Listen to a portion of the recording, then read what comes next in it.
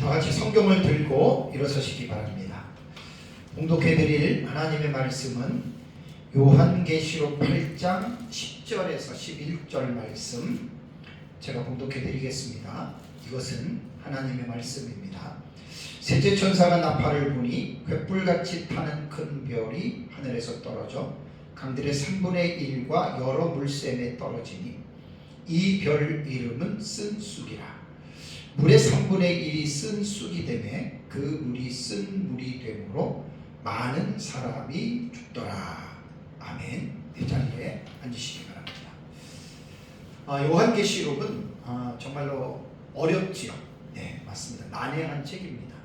왜냐하면 기록한 문학적인 양식을 봐도 묵시적인 양식을 가지고 기록했기 때문에 아주 어렵습니다. 상징의 언어를 가지고 이렇게 직접적인 표현이 아닌 여러 가지의 그런 어떤 의미들을 깊은 의미들을 담고 기록을 했기 때문에 요한계시록을 올바르게 이해하기 위해서는 기본적인 지식들을 먼저 공부해야 됩니다. 성경에 대한 공부는 당연하고 또 역사적으로도 2000년 동안의 교회가 어떻게 요한계시록을 읽어왔는지에 대한 그 관점들도 우리가 무시할 수가 없습니다.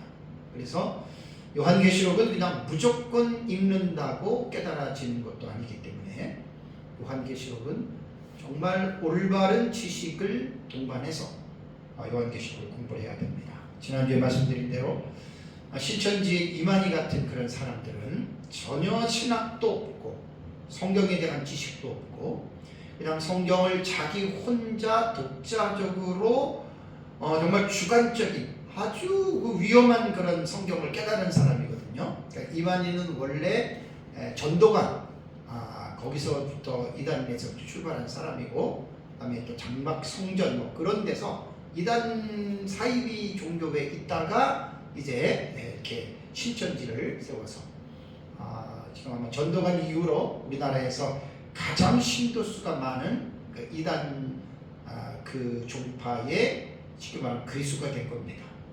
그래서 이만희가 말하는 요한계시록에 대해서는 제가 지난주 오전 예배 때 한 13분 정도 정상적인 기독교의 상식의 수준만 가진 사람이라 한다면 절대로 이만희의 말을 받아들일 수 없습니다.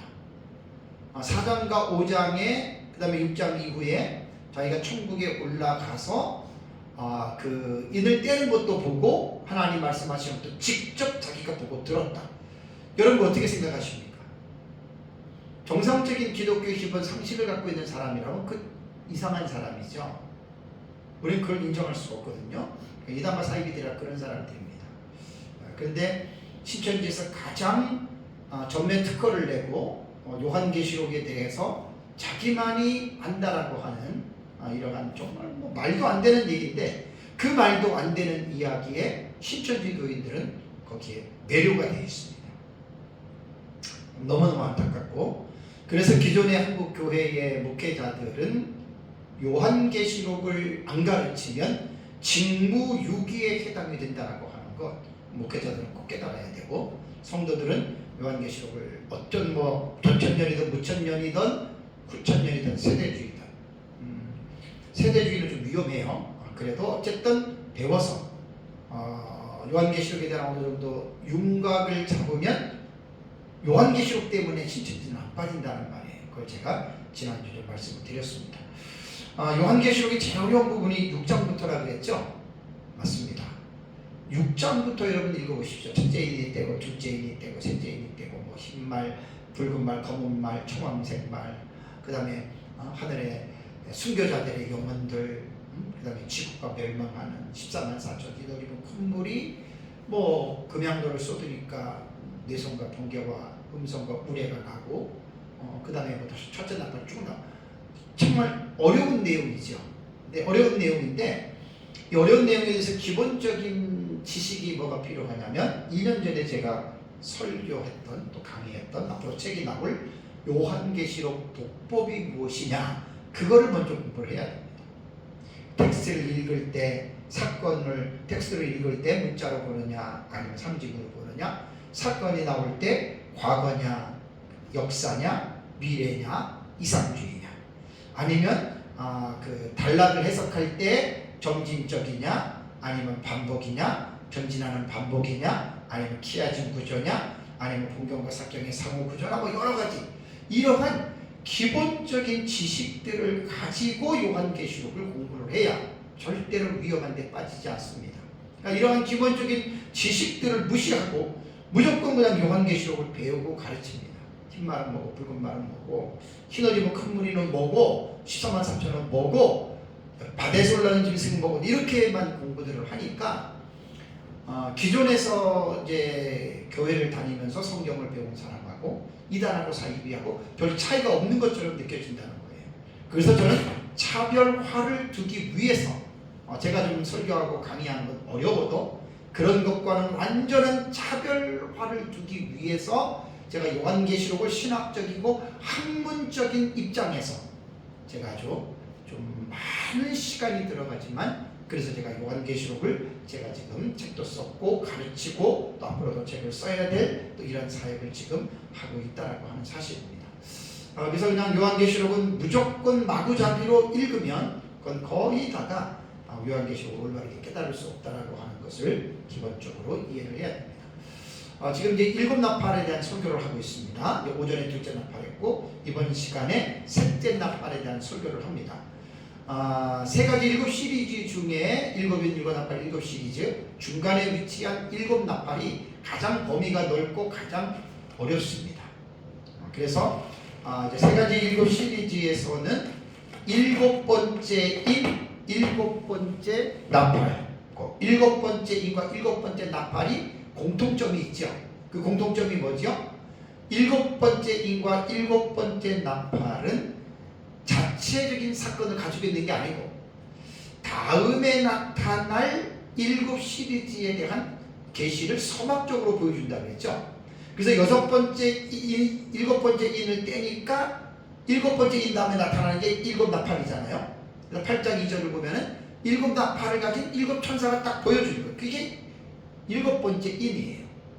그리고 7번째 나팔도 나팔을 부니까 2번의 인터벌이 있어요. 2번의 인터벌은 있지만 결국은 7번째 나팔은 뭐냐면 마지막에 나타날 7 시리즈가 7 대접이잖아요. 그 7 대접을 가진 천사를 보여주는 거예요. 그래서 7번째 인과 7번째 나팔은 자체적인 사건을 가지고 있는 것이 아니라 다음에 나타날 사건을 서방적으로 전체적인 아웃라인이죠. 윤곽을 보여주는 계시다라고 하는 것을 여러분들이 먼저 이해를 하셔야 됩니다.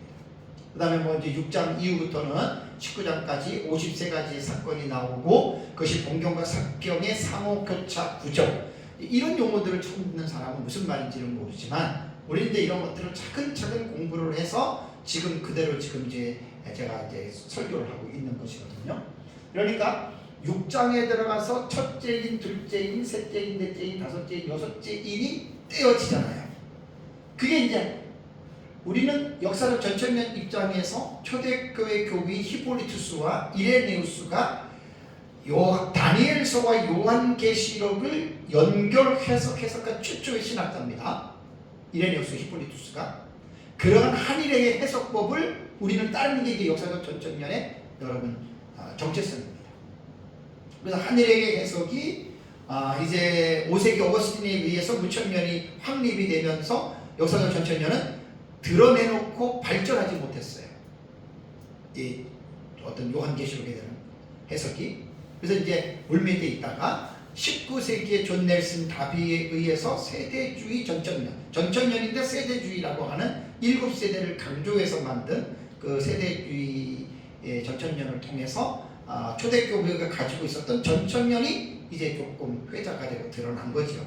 근데 세대주의는 전천년의 이름을 쓰지만 성경을 해석하는 입장이 개혁신학 입장에서 너무 위험한 해석들을 너무 많이 했어요. 다비가.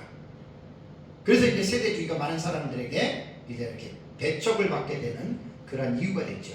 그래서 이제 제가 배운 스승인 민명석 목사님은 한일의 해석법을 세대주의에서 배운 게 아니라 초대 교부들이 가져왔던 그 해석법을 가지고 개혁신학 입장에서 아주 요한계시록을 종말론을 잘 정립한 정말 아주 하나님께서 귀하게 쓰시는 지금도 이제 계시는데 민병규 목사님 그렇게 하나님을 사용하고 있고, 제가 하나님의 섭리 가운데 그 좋은 스승을 만나서 이제 그분이 연구해 놓은 것들을 제가 다 하나님의 은혜로 이제 종합 정리해서 책도 내고 이제 도표도 만들고 그렇게 제가 했습니다. 그래서 첫째 나팔에서 넷째 나팔은 우리는 문자적인 해석을 안 한다 그랬어요. 그다음에 상징의 해석을 하고, 상징의 해석을 할 때에는 성경 전체적인 뒷받침이 되어야 돼요. 그래서 참 어려운 얘기입니다. 그러니까 서로가 다 요한계시록에 들어가서 텍스트를 읽고 해석이 다른 것들은 나름대로 다르지만 전부 다 그 뒷받침들이 있어요. 근데 이런 것들은 최종적으로 누가 옳다라고 말을 할 수 있는 분은 예수님 재림하면 그때 나타난다 그 말이에요. 그래서 그때까지는 우리가 여러 가지의 사상들을 다 종합해서 공부할 수 있다면 저는 그것이 가장 최선의 방법이라고 생각을 합니다. 그래서 첫째 인에서 여섯째 인까지는 한일의 전체적인 것들을 이렇게 윤곽을 보여줬고, 일곱 번째 인이 일곱 나팔로 전개가 되잖아요. 일곱 나팔을 전체를 쫙 보니까 이게 한일의 해석을 그대로 하는 거거든요. 그래서 제가 비구치의 해석이 제가 보고 있는 거거든요. 너무나 제가 하고 싶은 말을 비구치라고 확장을 해놨어요. 첫 번째 순환과 두 번째 순환 사이에 일어나는 잠시 동안의 고요함. 너무 멋있는 말이에요. 순환에 대한 어떤 그 이해가 비구치와 제가 보는 것들이 다를 수는 있어도 어쨌든 용어는 잘 표현했습니다. 그래서 첫째 인에서 여섯째 인까지 한일회를 대략적으로 보여주고, 일곱 번째 일곱 나팔 속에서 한일회가 또 부족한 부분이 채워지잖아요. 그래서 일곱 인과 일곱 나팔하고 일곱 대접까지 하면은 21가지 사건밖에 안 돼요. 그럼 21가지 사건이 한일회를 다 채우느냐? 아니죠. 이것은 한일회가 6장부터 19장까지 53가지 사건이 나오는데, 세 가지 시리즈는 21가지 사건밖에 안 나오고 32가지 사건이 남았는데, 이 사건이 뭐냐? 6장에서 19장에 보면 막간계시, 삽입계시가 여기 나오는 거예요. 그래서 그것이 채워진 것이 제가 정리한 도표가 되는 거예요. 요한계시록 도표. 네. 책 뒤에 나오는 이 부분입니다.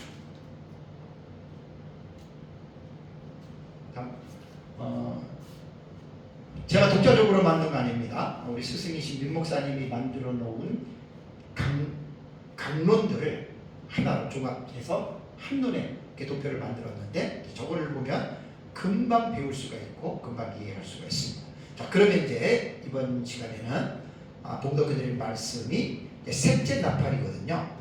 둘째 나팔은 이제 오전에 말씀드린 대로, 첫째 나팔과 둘째 나팔은 뗄래 뗄 수 없습니다. 물론 셋째 나팔은 다 연결이 되어 있는데, 첫째 나팔은 피 섞인 우박과 불이 나와서 땅에 쏟아져서 땅의 3분의 1이 피해를 입었다. 이것은 제가 적그리스도의 등장을 상징으로 기록했다고 말씀드렸고, 또 둘째 나팔은 큰 불붙는 큰 산과 같은 것이 바다에 던져져서 바다의 3분의 1이 피해를 입었다고 했습니다. 이것은 적그리스도가 태동이 되는 제국으로 말하면 애국부터 시작하면 7번째 제국이 되는 거예요. 오전에 자세하게 말씀을 드렸고, 오늘 셋째 천사는 10절과 11절에 여러분들에게 이제 봉독해 드릴 대로 셋째 천사가 나팔을 부니 어떤 일이 벌어집니까?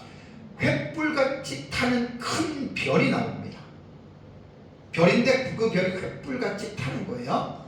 그것이 하늘에서 떨어졌는데 어디로 떨어졌냐면 강들의 3분의 1과 여러 물샘에 떨어졌다. 그래서 물의 3분의 1이 쓴쑥이 되고, 그 물이 쓴물이 되므로 많은 사람들이 그 물 때문에 죽더라. 그런 내용이 셋째 나팔입니다. 그러니까 첫째 나팔은 땅에 떨어져서 땅의 3분의 1 수목, 푸른 풀, 해를 끼치고, 둘째 나팔은 바다에 떨어졌고, 셋째 나팔은 땅에 물샘, 강이나 샘에 떨어졌다. 이렇게 우리가 기본적으로 볼 수가 있는데, 우선 본문에 대한 간략한 해석을 말씀드리겠습니다. 10절을 보니까 횃불같이 타는 큰 별이라고 이렇게 말을 했습니다. 땅의 3분의 1이 이제 물의 땅에 있는 물샘에 강이나 물이 다 쓴물이 됐다라고 이렇게 말을 했는데, 그렇다면 여기에서 쓰게 하는 정체는 뭐냐면 횃불같이 타는 큰 별이 떨어졌기 때문에 쓰게 됐다는 그 말입니다. 뭐 문자적으로 해석을 하는 사람들은 운석이나 별똥이 어떤 별들이 대기권을 통과해서 지상의 강과 샘물로 떨어졌다, 이렇게 이제 문자적인 해석들은 대체적으로 이렇게 그 해석을 하고, 상징의 해석가들은 이 별을 뭐 타락한 천사, 마귀라고도 이야기를 하고, 혹자는 또 요한계시록 9장 1절에 나타나는 별로도 또 해석을 하고, 뭐 이거는 뭐 다 사람마다 이 뭐 해석은 천차만별이니까 이 부분에 대해서는 우리가 뭐라고 할 필요는 없습니다. 각자 자기가 알고 있고 믿고 있는 대로 여러분 그렇게 또 생각하고 나가면 됩니다. 그렇다면 여기에 보면은 횃불같이 타는 큰 별, 이 10절에서 끝난 것이 아니라 그 다음에 보면은 이 별에 대한 그 설명을 해줘요. 10절에 나오고 11절에 나오죠. 이 별의 이름이 뭐라고요? 이 별의 이름이 쓴 쑥이다. 우리가 쑥은 원래 쓴 어떤 맛이 있잖아요. 그러니까 쓴 쑥이라고 이렇게 말을 했습니다. 근데 이 쓴 쑥이 강들과 물샘에 떨어져서 쑥에게서 마시는 자들이 죽는 그러한 재앙을 말을 하는데, 그렇다면 과연 우리는 지금 이 텍스트를 상징으로 해석을 하기 때문에 모든 것들을 문자적으로 해석을 안 합니다. 과연 강과 물샘에 떨어졌을까? 문자적으로 한다면은 모든 강이나 물샘이 되는데, 우리는 상징의 해석은 이제 들어갑니다. 강과 물샘을 우리는 하나님의 교회를 상징으로 우리는 해석을 합니다. 결국 그러면 횃불같이 타는 큰 그 별이 어떻게 해요? 교회에 떨어졌다는 겁니다. 그리고 교회에 떨어져서 그 쓴 쑥인데 그것이 교회로 침투했다. 그럼 이걸 어떻게 해석해야 되느냐? 결론적으로 말씀을 드리면 이게 거짓된 복음입니다. 그러니까 사탄이 이 세상에서 교회 안에 잘못된 하나님의 말씀을 침투시켜서 교회 안에서 신앙생활을 하고 있는 성도들이 하나님의 말씀을 잘못 깨달아서 영적인 생명이 죽어간다. 결론은 이렇게 우리는 상징적으로 여러분 해석을 한다라고 하는 말입니다. 그래서 교회가 혼란에 빠뜨리죠. 데살로니가후서 2장 그 3절 4절을 보면은 바울이 예수님이 재림하기 직전에 이 세상에 나타나는 두 가지의 분명한 사건을 말씀했죠. 자, 예수님 재림하기 직전에 이 땅에서 어떤 두 가지가 분명하게 나타납니까? 첫 번째는 배교입니다. 많은 사람들이 교회를 떠납니다. 이게 이제 예수님 재림 직전에 일어나는 거예요. 이제 다음 주에 넷째 나팔도 비슷하게 연결이 다 되는 내용입니다. 그러니까 배교 현상이 나타나고, 그 다음에 또 하나는 뭐냐면 불법의 사람 멸망의 아들이, 그게 적그리스도거든요. 적그리스도가 등장한다. 그럼 이제 예수님이 재림한다라고 하는 말입니다. 그러니까 여기서 요한계시록 안에서 이 쓴 쑥은 어떻게 또 표현이 되냐면 음녀의 계시로 여러분 나타납니다. 사실 이 세 번째 이 계시는요, 세 번째 계시, 횃불같이 타는 큰 별이 물샘에 떨어져서 쓴 쑥이 된다. 이거는 사실 음녀에 관한 계시라고 여러분들이 보시면 됩니다. 그래서 저는 이 셋째 나팔을 음녀가 세상을 취하게 하는 음행의 포도주로 보는데, 음녀가 세상 음행의 포도주는 이제 사탄이 어떤 그 하나님의 말씀을 변질시켜요. 그런 하나님의 말씀에 없는 것들을 또 추가시켜서 거짓된 복음, 잘못된 말씀을 이제 이렇게 진리를 이렇게 위조하고 변조시켜 가지고 그걸 가지고 이제 교회를 혼란스럽게 하는데, 이 혼란스럽게 하는 이 무리들이 있는데 그게 바로 음녀라는 거예요. 음녀. 그래서 오늘 셋째 나팔에는 사실은 이제 첫째 나팔은 적그리스도고, 둘째 나팔은 일곱 번째 제국탄생이고, 셋째 나팔은 음녀의 출현으로 우리는 이 부분을 해석을 합니다. 그래서 8장 11절에 이제 보면은 물의 3분의 1이 쓰게 됐다. 그러니까 물샘은 살아있는 생명체들에게 생명의 근원이 되죠. 생명의 근원이 되는 거기에서 쓴 쑥이 돼서 이제 사람들이 그 물을 먹고 죽는다. 그래서 사탄이 보낸 거짓 복음이라고 말을 했습니다. 자, 요한계시록에는 두 여자가 나오죠. 두 여자. 헤롯 입은 여자가 12장 1절에 나오고 17장에 음녀가 나와요. 그 여자는 뭐냐? 요한계시록에서 말하는 이 여자는 교회를 상징하고 있다라고 말을 했습니다. 그러면 이제 셋째 나팔을 제가 음녀라고 여러분들에게 말씀을 드렸는데, 음녀라고 말씀을 드렸는데, 그렇다면 음녀란 과연 무엇일까요? 자, 음녀의 이 어휘는 포르네라고 하는 단어입니다. 헬라어 단어. 포르네. 이 포르네라고 하는 이 단어는요,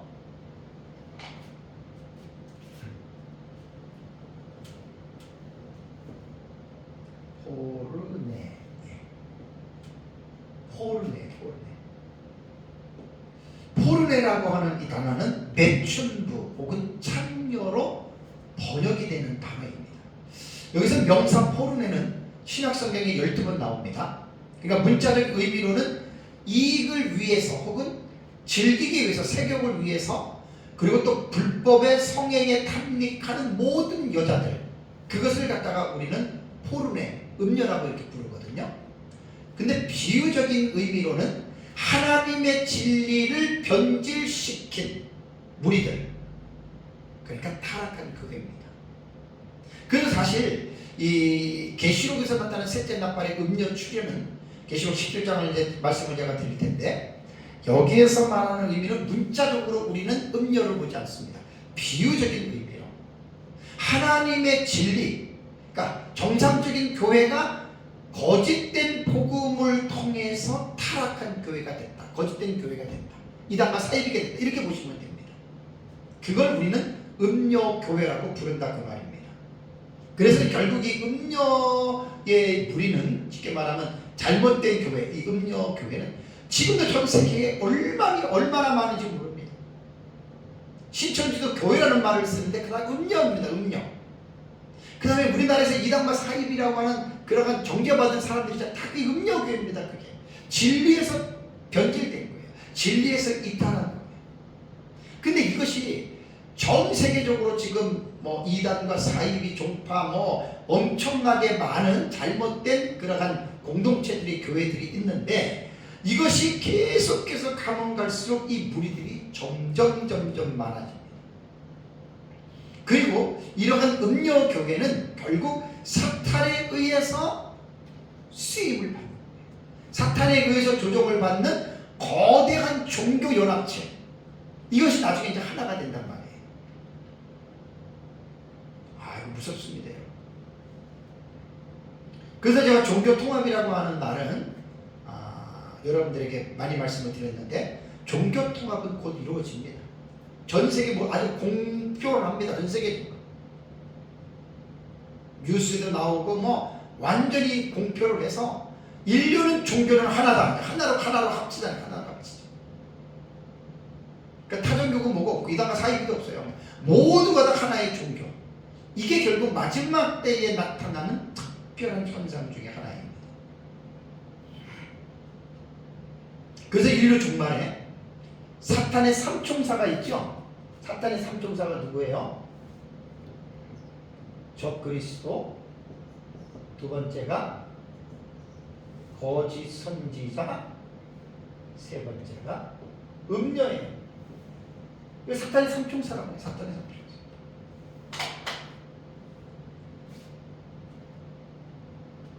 결국 이들은 하나님을 대적하고 하나님의 교회를 핍박하는 그러한 악의 사신들이죠. 악의 역할을 하는 자들이에요. 그렇다면 이번 시간에는 음녀가 무엇인지에 대한 간략하게 말씀을 드리겠습니다. 자, 17장 4절을 보십시오. 계시록 17장 4절을 보면 음녀가 묘습에 대해서 지금 묘사하고 있는데, 17장 4절을 보면 그 여자는 자줏빛과 붉은빛 옷을 입고 금과 보석과 진주로 꾸미고 손에 금잔을 가졌는데 가증한 물건과 그의 음행에 더러운 것들이 가득하더라라는 말을 했죠. 그 음녀를 상징의 해석도요, 무조건 상징으로 들어가는 게 아니라 문자적인 의미를 이해하고 상징으로 해석을 들어가야 됩니다. 그러니까 음녀는 우리는 상징으로 해석을 하는데 이 음녀를 묘사하기를 자줏빛과 붉은빛 옷을 입은 여인이다. 그러니까 여기서 옷의 색깔로 볼 때 어때요? 찬란함과 사치스러움이 있고 부유하다라는 말입니다. 그러니까 영적으로 타락한 교회들, 어떤 나중에 종교 통합이 되면 찬란함과 어떤 사치스러움을 가지고 있는 그러한 모습을 여러분 띠고 있다라는 말입니다. 거기서 떠나가서 화려한 보석으로 장식을 했다라는 말이 나오잖아요. 그죠? 그러니까 아주 이거는 뭐냐면 외형적으로는 너무너무 멋있고 외형적으로는 아주 그냥 빛과 번쩍하다라는 말입니다. 그러니까 뭘 말하냐면 종교적인 것은 사실 내면적인 면이잖아요. 내면적인 면인데 이 음녀의 무리들은 아주 겉으로 볼 때 너무너무 화려한 거예요. 너무너무 화려해서 많은 사람들의 이목을 집중시키고 그 사람들을 사로잡았어. 그래서 그 사람들로 하여금 그 잘못된 음녀의 교회로 많은 사람들을 끌고 가는 이러한 마력이 있다라고 하는 말입니다. 뭐 예를 들면 이렇게 간단하게 이해를 돕기 위해서 내가 말씀을 드릴 수 있겠습니다. 그러니까 초대교회, 헤롯 이븐 전 진실한 교회는 구원에 대해서 말을 할 때에는 예수 그리스도를 통해서만 구원을 받습니다. 이렇게 얘기를 합니다. 그러니까 타 종교라든가 무신론자들이 볼 때에는 우리 기독교를 어떻게 봅니까? 너희들은 너무나 편협적이고 너네 것만 옳다 그러고 너네는 다른 사람을 배려하지 않고 이렇게도 공격을 하잖아요. 기독교를 통해서. 여러분 구원은 예수 그리스도 외에는 구원이 없습니다. 이 교리를 누가 만들었습니까? 사람이 만든 게 아니에요. 하나님이 만든 거예요. 그래서 예수님이 사도행전 4장 12절 보면 우선 요한복음 14장 6절을 보면 내가 곧 길이요 진리요 생명이니 나로 말미암지 않고는 아버지께 못 간다. 예수님이 말한 거거든요. 그래서 이 예수님의 진리를 가지고 제 사도였던 베드로가 사도행전 4장 12절에 다른 이로서는 구원을 얻을 수 없나니 천하인간의 구원을 얻을 만한 이름을 예수 그리스도 이름에는 주신 일이 없다. 이게 기독교예요. 그러니까 헤롯 옷 입은 정상적인 기독교는 예수 믿으면 천국이고 예수 믿지 않으면 지옥이다. 이게 진리고 이게 교리예요. 사람이 만든 게 아니에요. 하나님이 만든 거예요. 여기서 일반 타종교나 물신론자들은 전부 다 반감을 갖고 있잖아요. 음료교회는 어떻게 되는 줄 아십니까? 기독교만 구원이 있는 것이 아니고 다른 종교에도 구원이 있다. 이게 종교다원 사상이에요. 앞으로 급속도로 전 세계 교회 안에 이 종교다원의 사상이 점점 팽배하게 팽창이 될 것입니다. 그래서 목회자나 성도들이 올바른 성경적인 입장의 신학에서 딱 자리를 내리지 않으면 거의 다가 이쪽으로 다 넘어갑니다. 그리고 진리를 떠나서 모든 종교에 다 구원이 있다. 불교도 구원이 있고 천주교도 구원이 있고 기독교도 구원이 있고 이슬람도 구원이 있고 유교도 구원이 있고 다 구원이 있으니까 이제 다 우리는 세계가 이제 종교가 하나가 되고 그래도 우리는 서로 화목하고 사랑하면서 살자 그러는데 그는 말뿐이지 진리를 하나님의 말씀을 떠난 일이기 때문에 여러분 이게 다 음료교인들이 나중에 그러니까 되게 화려한 거예요. 우리 뭐 기독교인들은 술도 음주 다 또 흡연 우리는 금하잖아요. 왜 금하냐면 그 좋을 게 없어요. 하나님 주신 몸을 망가뜨린단 말이에요. 백해 무익한 담배도 피잖아요. 그러니까 우리는 그런 걸 안 하는 건데 천주교 같은 경우는 뭐 제사도 지내도 되고 술도 먹어도 되고 담배도 펴도 되고 하잖아요. 여러분 신앙 종교라고 하는 것은 하나님을 믿는 것인데 하나님을 믿는 것은 인간의 사상이나 인간의 경험과 인간의 주관을 갖고 믿는 게 아니라 기록해 놓으신 하나님의 말씀을 통해서만 믿습니다. 성경이 믿음과 행함의 유일한 법칙. 성경이 말하는 대로 믿고 성경이 말하는 대로 살아가는 것이 여러분 이게 기독교라는 말입니다. 그러니까 아주 자줏빛 옷 뭐 이런 아주 화려한 보석으로도 치장하고, 또 하나 금잔을 가지고 있다 그랬죠. 그죠? 음녀의 손에는 금잔이 있다고 다시 1장 6절 보세요. 자, 금잔을 가지고 있는데 문제가 뭡니까? 이 잔 안에 있습니다. 인후에 안에 뭐가 있어요? 가증한 물건과 그의 음행에 더러운 것들이 가득하다. 여러분, 금잔이니까 겉은 되게 화려해 보여요. 근데 잔은 중요한 것은 외형이 아니라 안이잖아요. 물건을 담는 잔 안이잖아요. 그 음녀에 대한 그 모습을 잔 안에는 가증한 물건과 그의 음행과 더러운 것들이 가득했다라고 하는 말입니다. 이 말은 뭐냐면 음녀 교회, 음녀의 사상이 겉으로는 화려하게 보이고 정말 뭐 모든 종교가 구원이 있고 뭐 정말 이런 것 같지만 실제적으로 보면은 그 내면에 들어가면 이 거짓 종교 안에 들어가 보면 더러운 것들, 거짓말로 가득 차다라고 하는 말입니다. 그래서 이 음행의 포도주가 셋째 나팔에서 말하는 쓴순물이 되는 거예요. 이것은 사탄이 보낸 거짓된 복음이에요.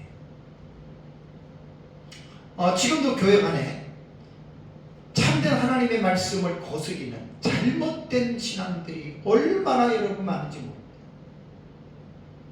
제가 늘 이러한 잘못된 어떤 종교의 신앙에 대해서 제가 여러분들에게 고발할 때 기복주의, 신비주의, 이성주의, 율법주의, 방종주의, 이거는 진정한 기독교 교리가 아니에요.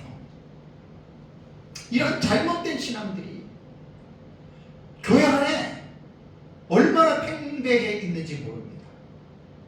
그러니까 이런 잘못된 신앙을 뿌리 뽑지 못하면 교회 안에서 잘못된 신앙의 체계를 가지고 살아가다 보면 나중에 그런 사람 교회들이 다 음녀교회가 되고 그런 사람들이 음녀교회로 빨려 들어갈 수밖에 없다라고 하는 말입니다.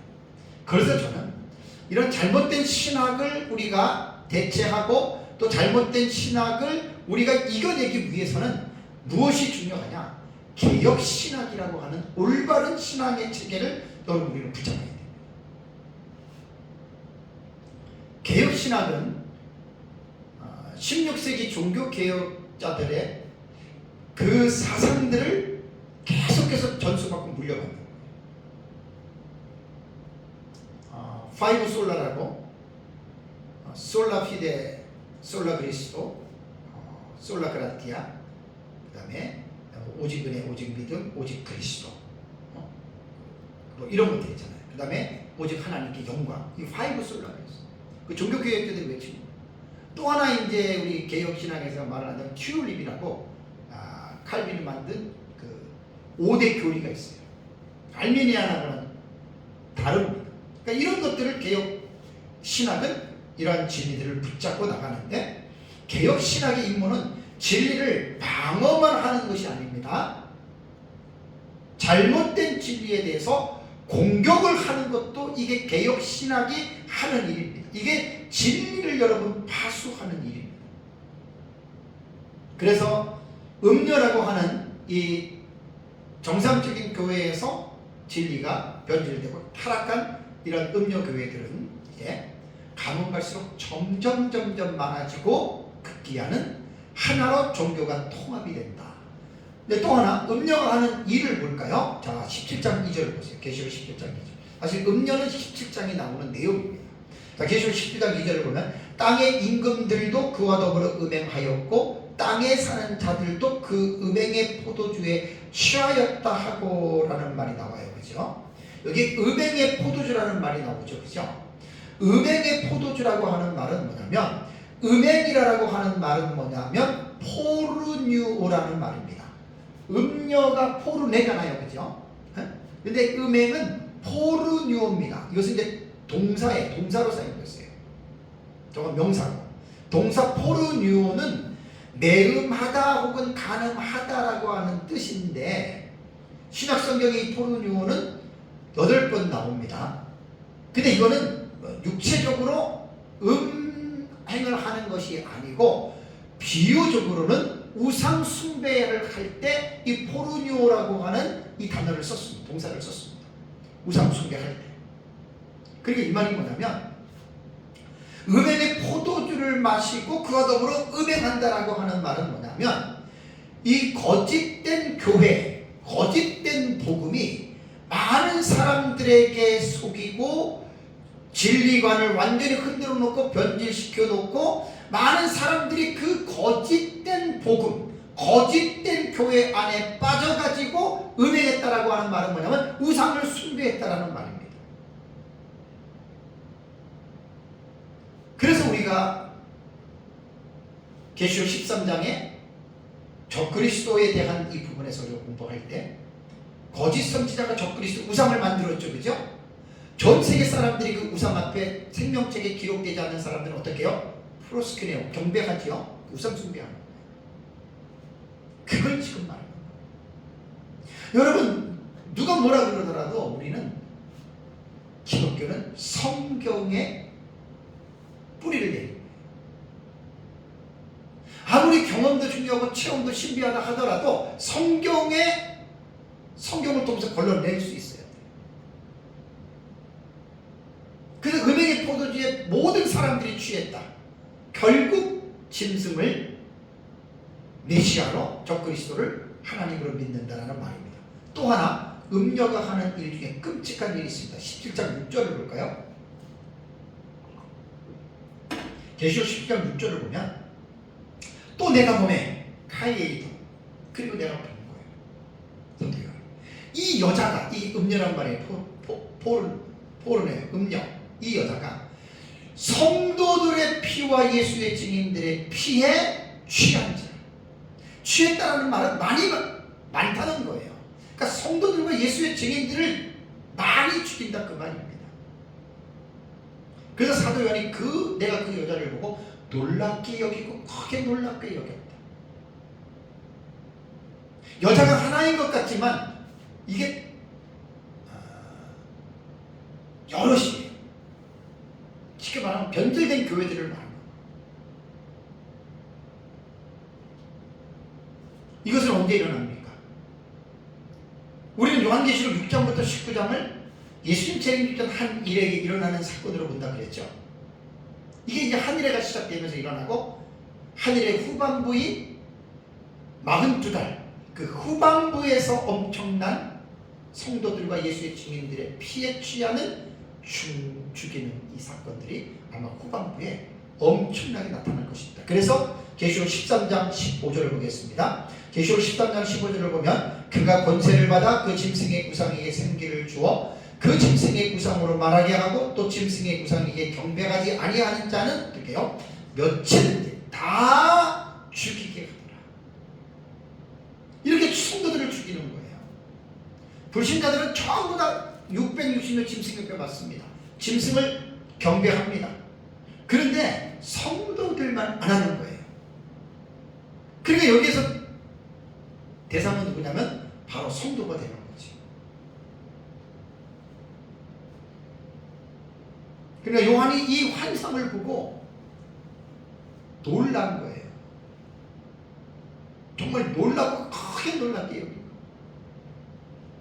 사도 요한 당시에만 도미티안 황제에서 그리스도인들이 많이 핍박을 받고 죽는 자들이 많았는데 그때만 그런 게 아니라 앞으로도 이런 일이 있을 것이라고 하는 그걸 보고 사도 요한이 많이 놀랬다라는 말입니다. 사실 음녀는요, 아까도 말씀드린 대로 정상적인 교회 안에 속해 있다가 타락하고 변질된 사람 교회입니다. 성도입니다. 목사도 많고 성도도 많고. 그래서 이제 배교를 하는 거죠.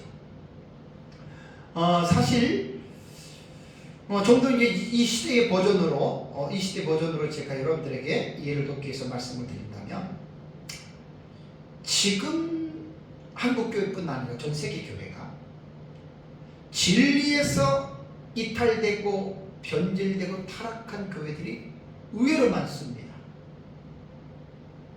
제가 지난번에도 말씀드린 대로 제가 지금 추구하고 붙잡고 따라가는 개혁 신학은 신학 중에 가장 올바르고 정통적인 신학임에도 불구하고 전 세계 기독교의 3%도 안 된다 그래요. 심각합니다. 그 음료는 신학적인 타락과 변질이거든요. 올바른 하나님의 말씀에서 벗어나는 거예요. 그러니까 하나님의 말씀을 올바르게 규정하는 것이 신학입니다. 그 전 세계 지금 개혁 신학의 인구는 3%도 안 된다고 하니 얼마나 심각한지 모릅니다. 개혁 신학이 아닌 잘못된 신학을 해서 목사가 돼서 또 그렇게 믿는 사람들이 전 세계에 지금 너무나 많다는 거예요. 이것만 생각하면 너무 마음이 아파요.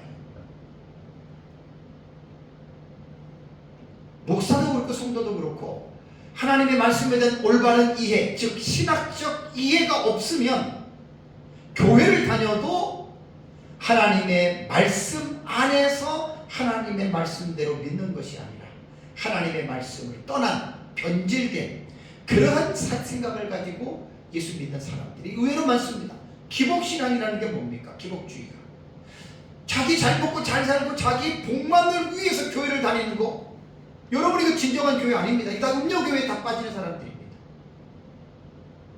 신비주의, 맨날 봤다 들었다 예언 환상, 그런 사람들도 다 올바른 기독교 아닙니다. 많은 사람들이 음료교회로 그런 사람들 다 빠지게 됩니다.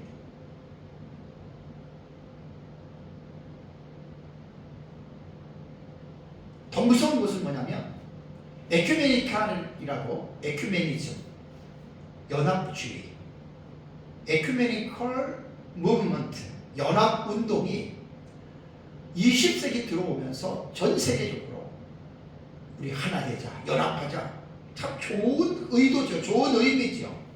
근데 신학이 다른 사람들끼리 연합을 하게 되면 반드시 올바르게 선 사람들이 변질되게 됩니다. 이건 명언입니다. 종교개혁 이후에 이러한 것들은 교회사를 통해서도 상당히 이런 것들을 여러분 우리가 알아갈 수가 있습니다. 연합운동은 하되 같은 사상을 가진 사람들끼리 연합을 해야지, 신학사상이 다른 사람하고 연합하면 그건 싱크러티즘이라 그러죠. 혼합주의가 됩니다. 이게 더 무서운 거예요. 이게 전부 음료교회가 되어버리는 거예요. 제가 한 달인가 2달 전에 음료에 대한 부분 여러 데서 설교를 하면서 WCC 얘기했고 WEA 얘기했고 KNCC 그때 말씀을 드린 적이 있을 겁니다. 다 위험한 연합운동 공동체들입니다. 제일 위험한 게 WCC입니다. 세계 교회 협의회라고 하는 월드 카운실 처치스, 세계 교회 협의회. 타이틀은 너무나 멋있잖아요. 세계 교회 협의회니까. 근데 이 사람들은 너무너무 위험한 종교 연합 단체예요. 장로교회사를 보면 한국에 합동 측하고 통합 측이 갈라지게 된 배경이 WCC 때문에 갈라진 거예요. 지금 통합 측은 1900 그때 아마 48년쯤 될 겁니다. 우리는 WCC를 지지한다. 합동 측에 있는 사람들, 원래 합동 측 통합 측이 없어요. 장로가 하나였어요. 근데 그 무리들 중에서 우리는 WCC 지지한다. 그렇게 해서 갈라진 사람들이 통합이 된 거고, 우리는 WCC 지지하는데 그 합동이 된 거예요. WCC는 저희는 고신 입장에서 고신 합신 총신 같은 경우는 한국의 그래도 보수주의 신학이잖아요. 우리는 절대 그걸 인정하지 않습니다. WCC 통합은 이미 벌써 갈라졌고 편성했고, 그리고 거의 한국의 뭐 순복음부터 시작해가지고 감리교, 성결교 거의 다 합니다. WCC 가입이 다 돼 있습니다. 이건 신학 사상 문제입니다. 그러니까 이 사람들이 말하는 거는 막 입에 꿀이 떨어져요. 너희가 내 안에서 하나가 되라 그랬다. 복음을 모든 민족에게 전해야 된다. 그래서 우리는 모든 사람들을 갖고 우리는 커뮤니케이션을 해야 된다. 이렇게 말을 하거든요. 근데 그게 WCC에 대해서는 우리 카페에도 제가 글을 올린 것만 해도 수십 개입니다. 제가 본 글만 해도 많이 있습니다. 이게 천주교 신학자들에 의해서 다 이게 거기다 나온 거예요. 자유주의 신학자들. 거기에 바보 같은 기독교의 신학자들과 목사들이 이것도 모르고 여기에 빠져들어가 있는 거예요. 너무너무 심각합니다. 사실 WCC의 그 뒤에서 움직이는 사람들은 천주교예요. 그리고 WCC에서 지금 거의 문을 활짝 열어놓은 게 뭐냐면 종교다원주의 문을 열어놓은 거예요. 기독교만 구원이 있는 것이 아니라 모든 종교에도 구원이 있다는 식으로. 앞으로 WCC는 그렇게 결정하는 쪽으로 계속해서 추구할 것입니다.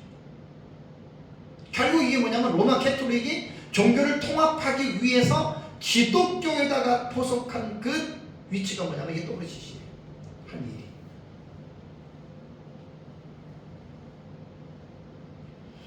그 종교 통합이라고 할 때에는 모든 종교가 하나가 되는데 당연히 수장은 그 교인 수가 많은 신도 수가 많은 그 공동체가 수장이 되겠죠. 세계 여러분 제일 많은 신도 수를 갖고 있는 게 로마 캐톨릭입니다. 엄청 많습니다. 그래서 나중에 이제 로마 캐톨릭이 교황이 음녀의 큰 음녀가 되는 거예요. 수장이 되고, 그리고 이제 적그리스도와 거짓 선지자에 의해서 그 휘하에서 전 세계적인 종교의 일을 관장하는 이 음녀가 결국 이제 수장이 로마 캐톨릭이 되고, 로마 캐톨릭에 의해서 결국 기독교는 비참한 이제 마치 중세 시대에 로마 캐톨릭에 의해서 죽임을 당한 기독교의 인구가 5천만 명에서 6천만 명이 넘는다고 하잖아요. 실제입니다. 지금 로마 카톨릭이 겉으로는 얌전해 보이죠. 근데 그들에게 중세시대에 그들이 가졌던 권세가 주어진다면, 오소리티가 주어진다면 그들은 자기들을 반대하는 세력들을 그때와 같이 죽이지 않는다는 보장은 없습니다. 많이 죽일 것입니다. 그래서 본문에는 요한계시록 11장에서는 이 여자가 6절에 성도들의 피와 예수의 증인들의 피에 취한지라 내가 그 여자를 보고 놀랍게 여기고 크게 놀랍게 여기니라 라는 말이 여러분 나오는 것입니다. 근데 이 음녀는 적그리스도와의 밀접합니다. 거기서 17장 3절을 보세요. 계시록 17장 3절. 계시록 11장은 이제 음녀에 대한 자기가 했습니다. 곧 성령으로 나를 데리고 광야로 가니라 내가 보니, 요한이 봤어요. 에이다.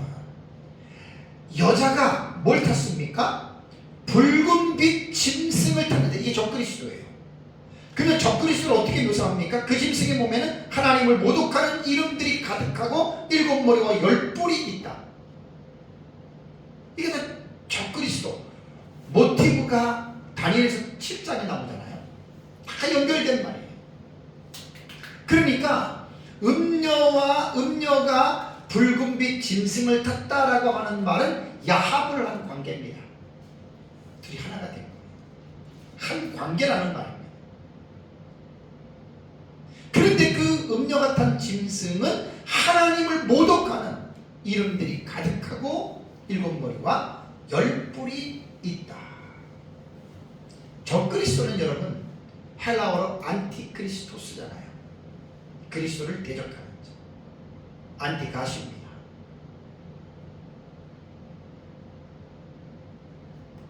참 무서운 인물입니다.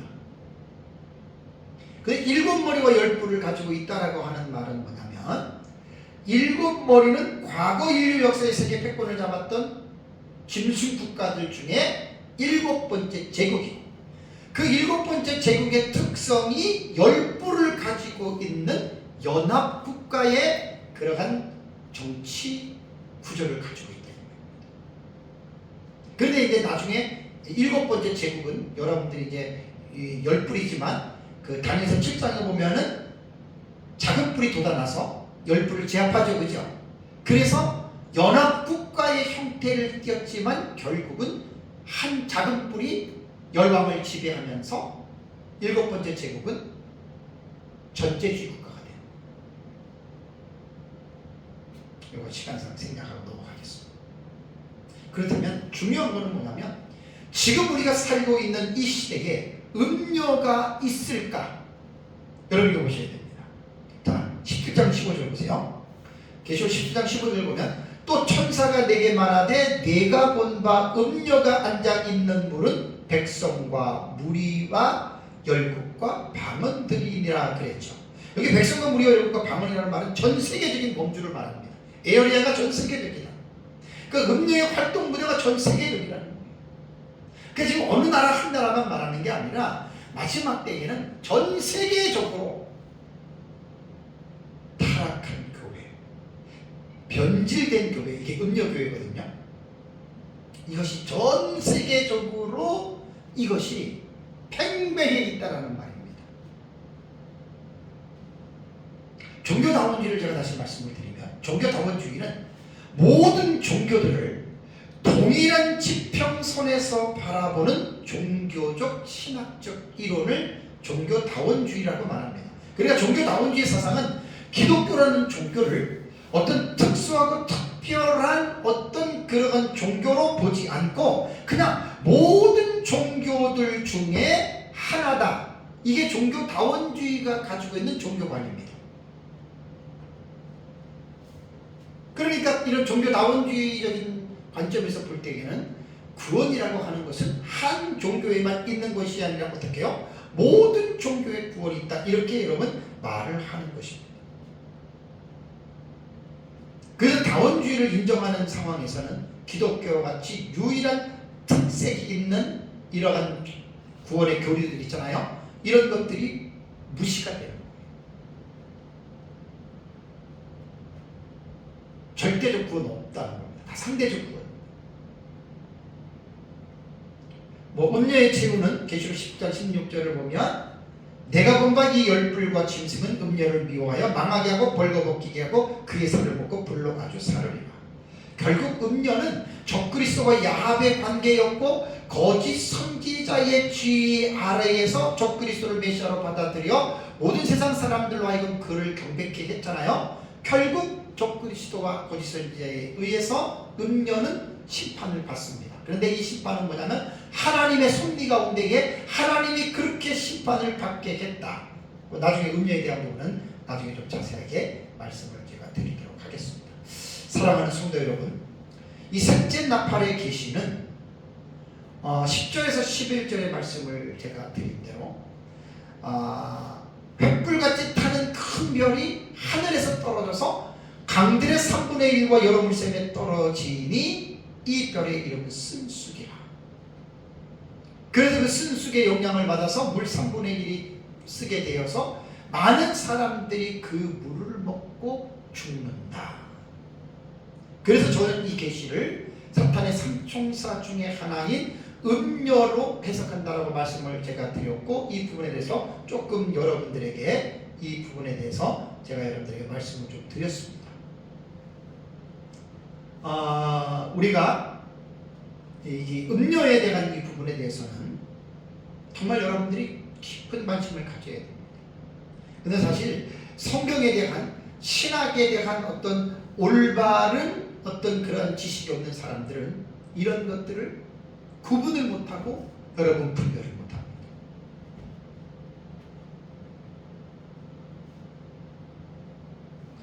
저는 이제 예수를 믿은 지가 41년이 됐고 올해가 목회 34년째입니다. 목회자들의 사역을 이제 34년 가운데 지금 15년째 제가 지금 하고 있는데, 그러다 보니까 신학과 사상에 대해서 제가 관심이 많고 연구를 계속하고 있습니다.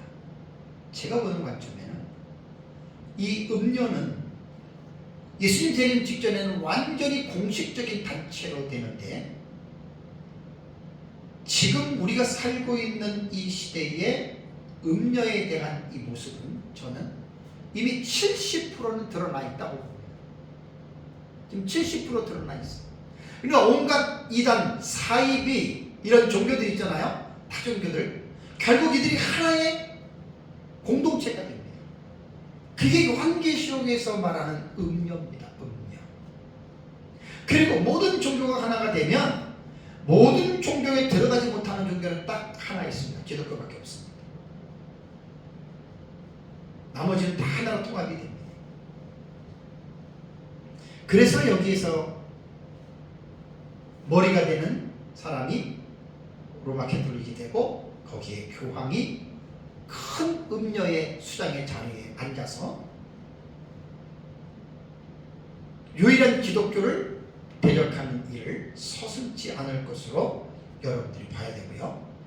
지금 종교 통합 운동도 거의 여러분 지금 완성됐다고 보시면 돼요. 사실 코비드19 팬데믹 그 시기에 그 코로나가 발병할 때 아마 2019년에 11월 달에 발병이 돼서 아마 2020년쯤에요. 아마 6월경으로 알고 있습니다. 제 책에도 써놨습니다. 네덜란드 헤이그 궁에서 WCC에서 종교 통합을 선포하려고 했어요. 2020년, 2021년이에요. 세계 종교는 하나다. 하나가 되자. 근데 코로나 때문에 연기가 됐어요. 제 생각에는 이거 빨리 할 텐데 왜 안 하지? 오히려 저는 그렇게 지금 생각하고 있거든요. 시간 문제입니다. 거의 종교 통합도 완성이 되어졌다고 보시면 되고, 완성이 되면 이제 모든 종교들 간의 다이얼로그라고 하는 대화가 있습니다. WCC에 그게 있습니다. 타 종교와의 대화가 있어요. 결국은 이제 로마 캐톨릭이 조율을 하겠죠. 그러면서 이제 당신네 종교도 고유한 종교고, 당신네 종교도 우리가 인정하고, 당신네 종교도 구원이 있고, 너네도 있고, 우리도 있고, 다 구원. 결국 이렇게 되는 거예요. 그래야지 종교 통합이 가능한 거예요. 결론은 어떻게 되겠습니까? 모두가 서로의 피차의 종교를 인정하고 구원을 인정하는데 기독교는 그렇게 할 수가 없잖아요. 예수님이 나로 말미암지 않고는 아버지께 갈 자가 없다고 했는데, 정통 기독교는 이 진리를 지키는 게 정통 기독교입니다. 근데 우리는 아니라고 소리를 지를 거 아니에요? 아니라고 소리를 지르니까 모든 종교가 기독교를 핍박하고 죽입니다. 이 시나리오가 마지막 시나리오예요. 저는 이걸 보면 섬찟함을 느낄 때가 한두 번이 아닙니다.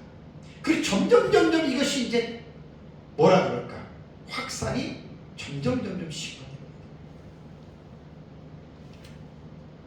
교회 안에서 많은 사람들이 하나님의 진리에 대한 올바른 이해를 하지 못한 사람들이 이런 거짓된 이러한 교리와 진리에 빠지고 그런 교회에 빠져서 결국은 나중에는 마지막 때는 이런 음료가 공식적으로 출현할 때에는 기독교에 많은 그런 핍박이 있다라고 하는 사실.